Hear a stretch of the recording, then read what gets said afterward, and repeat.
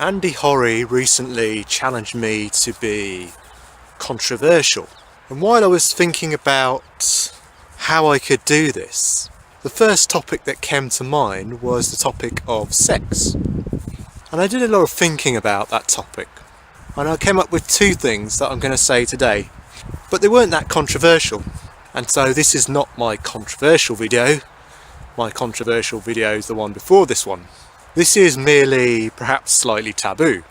People don't tend to speak about sex unless perhaps it's their job or they're a specialist type of speaker on those issues. I'm not a specialist, I'm a generalist. I am a conversational philosopher, a creative spiritual person.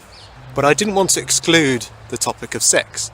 I wanted to include it, and because there's not enough conversation around this topic, I feel like I'm playing a sort of game of catch-up. So two things I want to say about sex. Number one, and I'm going to simplify here, please don't think that what I'm saying covers all cases and is true in all ways.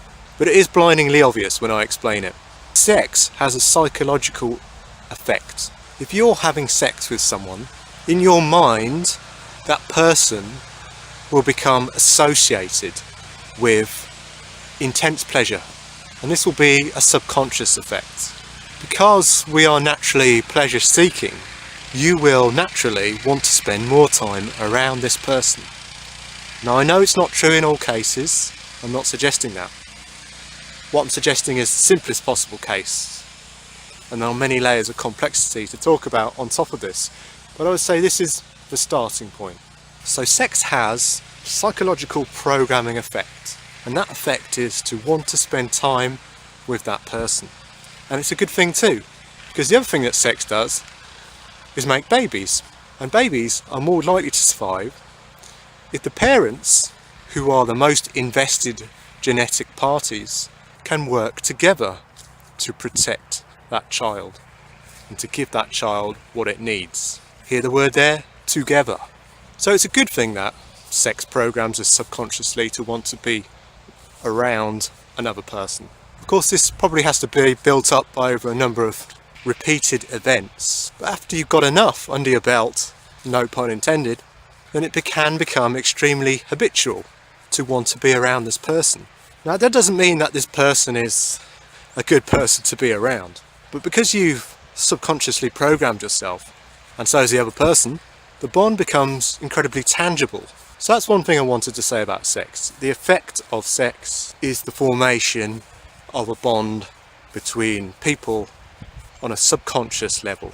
Of course, once you begin to understand this, you can begin to bring it into your conscious. The second thing I wanted to say was that on a subconscious level, we know this.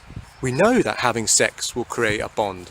And if we've already conditioned ourselves to want to spend time with a person, then if this person pulls away or there's a perceived dip in the connection between people, then this could trigger an unconscious desire to have sex in order to restore the connection.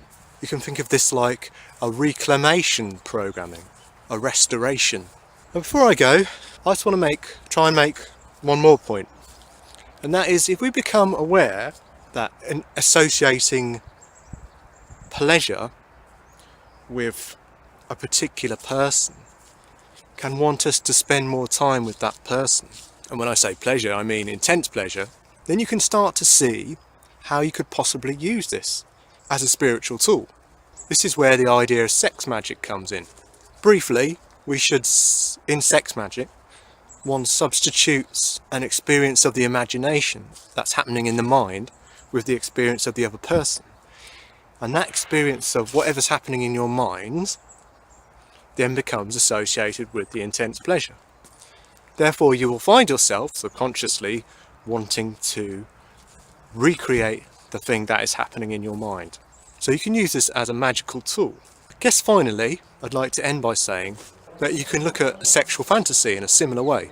When I was young, I associated the intense pleasure of orgasm with the sexual fantasy of the opposite sex. And as a result, is it possible that that is what caused my heterosexual inclination? Or perhaps it simply reinforced my heterosexual inclination? And I'll leave that as an open question. So I don't really think I've said anything particularly controversial here, and that was not my intention. But I do want to sort of begin to try and integrate sex into my philosophical outlook. And I want to make some careful, deliberate steps into doing this. And so from time to time, I think I'll be adding to this topic. So if you've got any other ideas of topics that are generally held as taboo, that form a massive part of everyday life, yet they're still taboo, send them over and I'll have a think about them too. But I wanted to tackle sex because it's the one that sticks out in my mind the most. That's all from me for now.